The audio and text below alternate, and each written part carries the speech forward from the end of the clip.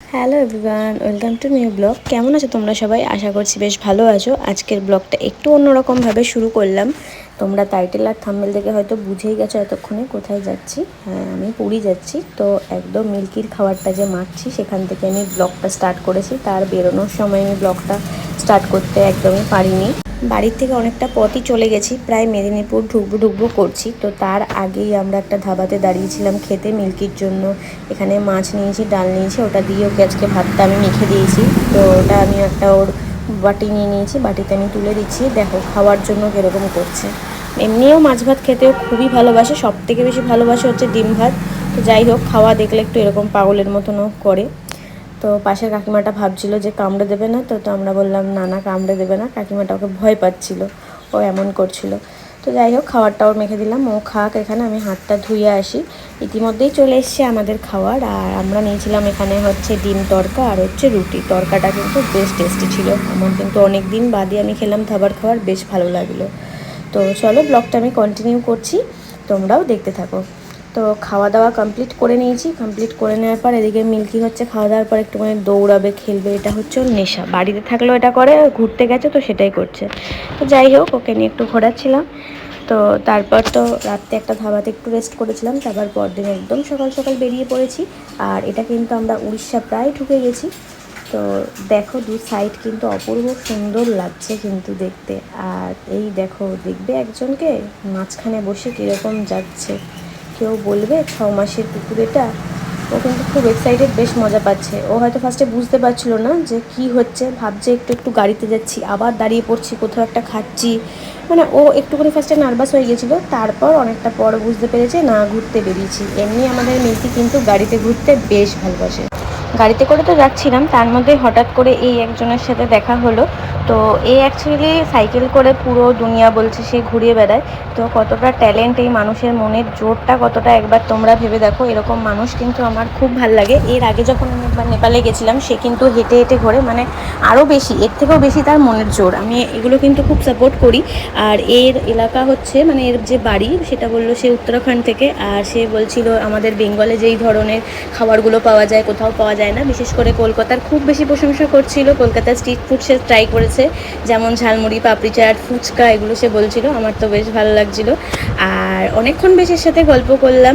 তো আবার জিজ্ঞাসা করছিল যে কুকুরটাকে নিয়ে যাচ্ছ, কোনো অসুবিধা হবে না তো? তো এরা কিন্তু অনেকটা কষ্ট করেই থাকে, আমাদের মতন কিন্তু রুম ভাড়া করে এদের থাকার ক্ষমতা হয় না। এরা কিন্তু পেট্রোল পাম্প বা এসব, এর পেছনের লাগেজটা দেখতে পাচ্ছ তো সাইকেলে, এখানে ট্রেন্ট রয়েছে, এই যে তোমাদেরকেও হাই করছে।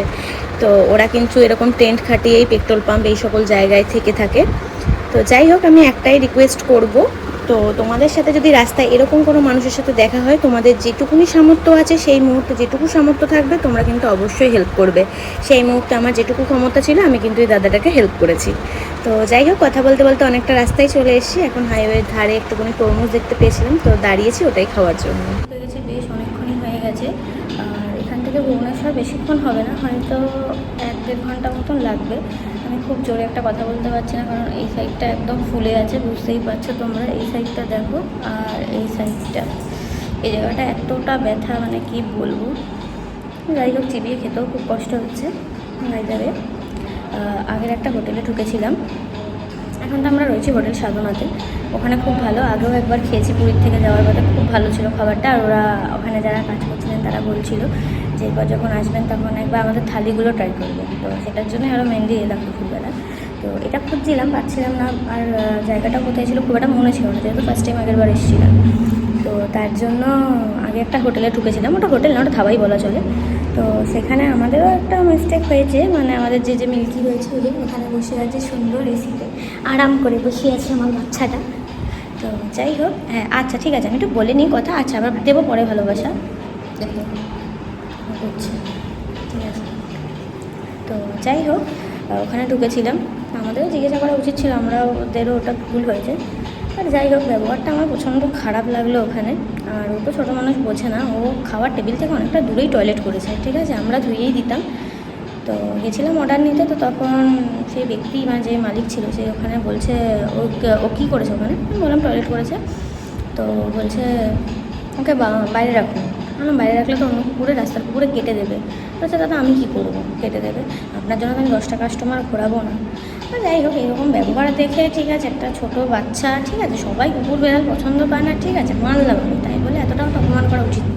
লাঞ্চের জন্য তো চলে এসেছি একটা রেস্টুরেন্টে, আর এখানে পেয়েও গেছি কী কী মেনু রয়েছে, প্রচুর কিন্তু আইটেম রয়েছে। তোমরা কিন্তু এখানে এইদিকে গিয়ে সাইডে গেলে অবশ্যই কিন্তু এই হোটেলে একবার ট্রাই করবে ডিশগুলো। আর বিশেষ করে এদের এখানে একটা ইউনিক আইটেম আছে সিঙ্গারা, যেই সিঙ্গারাটার ভেতরে থাকে হচ্ছে চাউমিন, তো ওটা কিন্তু দুর্দান্ত আমার লেগেছিল। তো যাই হোক, অর্ডার দিয়ে দিয়েছি, ইতিমধ্যেই চলে এসছে হচ্ছে মিক্সড ফ্রাইড রাইস আর মাটন হান্ডি। খেতে কিন্তু অসম্ভব সুন্দর ছিল, যেমনি মিক্সড ফ্রাইড রাইসটা ছিল আর তেমনি কিন্তু মাটন হান্ডি। মাটন আমি অতটা পছন্দ করি না, বাট জানি না কেন সেদিনকে কী হয়েছিল, আমি প্রচণ্ড ভালোবেসে মন থেকে একদম খেয়েছিলাম, ফ্র্যাঙ্কলি স্পিকিং। তো যাই হোক, খুব ভালো সিদ্ধ হয়েছিল মাটনটা, আমার কিন্তু খেতে খুব ভালো লেগেছে। আর আরেকটা জিনিস তোমরা এখানে গেলে অবশ্যই ট্রাই করবে, সেটা হচ্ছে রাবড়ি। রাবড়িটা কিন্তু দুধের চাচি দিয়ে একদম এরা নিজেরা কিন্তু তৈরি করে। আমার খেতে তো জাস্ট দুর্দান্ত লেগেছিলো। আমি যতবারই গেলাম, মানে এই নিয়ে আমার দুবার যাওয়া হলো, দুবারই আমি ট্রাই করেছি, আমার খেতে কিন্তু দুর্দান্ত লেগেছে। অনেকটাই কাছে আমরা চলে এসেছি, ভুবনেশ্বর থেকে আর খুব বেশি দূরত্ব নেই। তো সমস্যা একটা হয়ে গেছে, আমার প্রচণ্ড গালটা ফুলে গেছে, আক্কেল দাঁত উঠছে একদম শেষের দিকে, গোড়ার দিকে দাঁতটা এতটাই ব্যথা, খাওয়া দাওয়া সেরকম করতেই পারছি না, আর করে যে ঠিক করে কথা বলবো সেটাও বলতে পারছি না। এই সাইডটা একদম ফুলে গেছে, এদিকটা দেখো, আর এদিকটা পুরো ফুলে গেছে। তো আমি এখন রয়েছি হাইয়ের ওপরে, এখানে বসে আছে, এই যে মামা বসে আছে ছোটো বাচ্চাটা।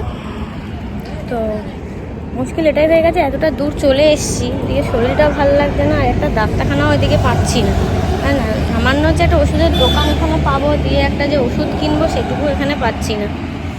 যাই হোক, হঠাৎ করে ব্যথাটা এত বেড়ে গেল, প্ল্যান তো সব ঠিকঠাকই ছিল, প্ল্যান করেই বেরোনো হয়েছে যে বাড়িতে এরকম একটা ব্যাপার গেল, তো যাক একটু ঘুরে আসি, মনটা একটু ফ্রি হবে, অন্যরকম হেডেকটা একটু কমবে।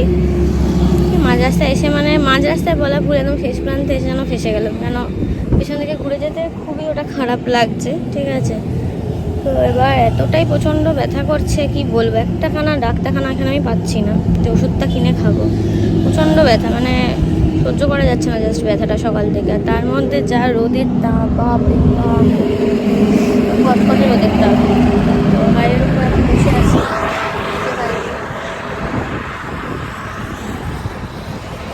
আর আমার পেছনে রয়েছে একদম সবুজে ঘেরা মাঠ। আসতেও পারছি না, কথা বলতে পারছি না ঠিক করে, এত বেশি লাগছে দিকটা। এই যে